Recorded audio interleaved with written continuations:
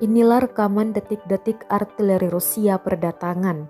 Rekamannya ramai beredar di Telegram pada Sabtu 5 November 2022. Pasukan Ukraina yang menyaksikan kedatangan artileri segera menyelamatkan diri. Satu prajurit Ukraina terekam kamera drone ketar-ketir menuju parit. Beruntung ia selamat dan tak terluka. Diketahui pula, konflik Rusia versus Ukraina memasuki hari ke-256 sejak awal invasi.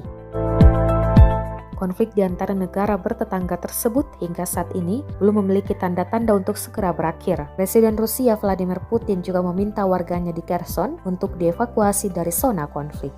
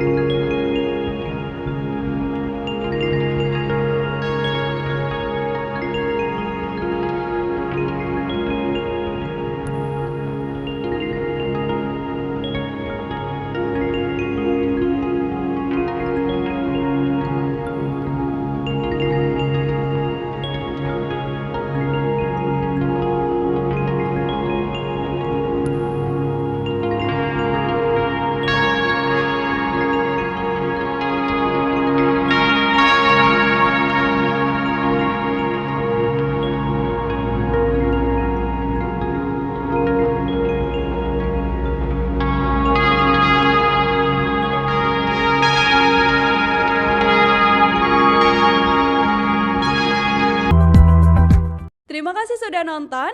Jangan lupa like, subscribe, dan share ya.